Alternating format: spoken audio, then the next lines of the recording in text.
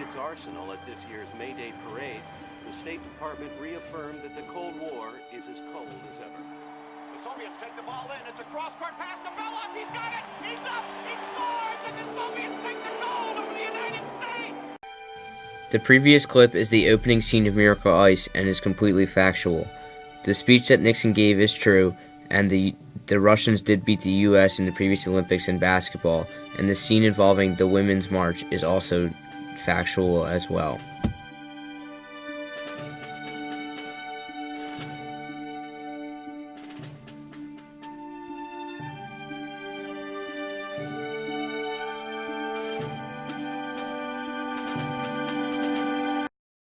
Tough part will be getting it down to 20 before the opening ceremonies.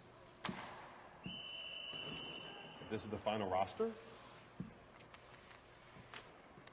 You're kidding me, right?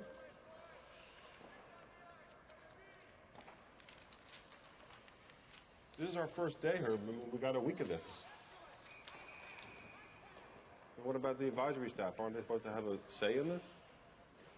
Technically, I guess. The previous scene is false because Herb Brooks did indeed use the coaches and advisory board to choose the 1980 Olympic hockey team. He did not choose it on his own, and in fact, they spent multiple days trying to choose the team.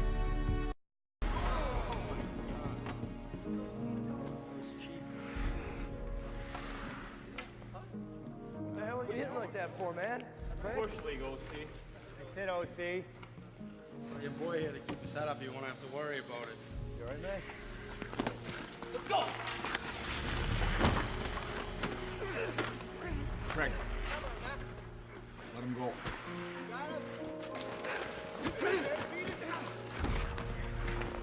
The fight between these players never did occur. During the 1980 Olympics, the USA hockey team was very united in coming together and beating the Russians. There was very little conflict during the games and practices, which resulted in the win.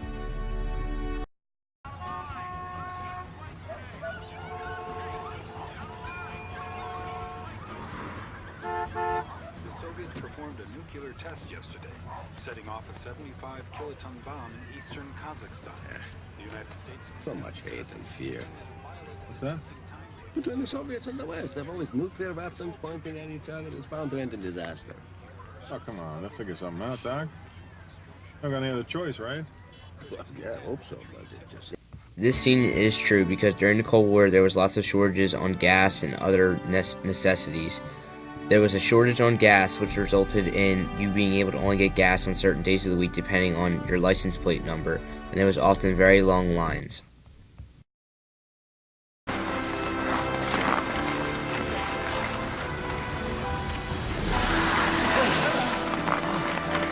You keep playing this way, you won't beat anybody who's even good, let alone great. You want to make this team, then you better start playing at a level that's going to force me to keep you here. Again.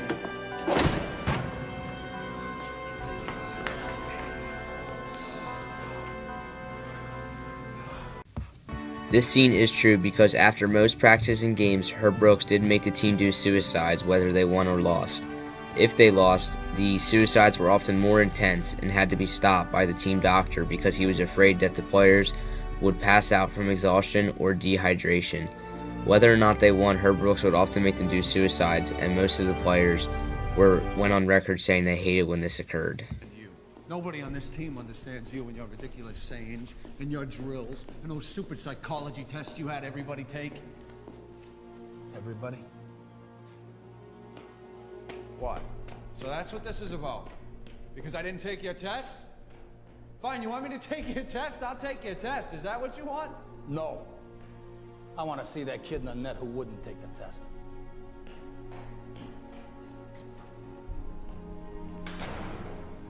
This scene is true, and he did give the team a psychological test, and he did debate on whether or not to play Craig in the next game or not.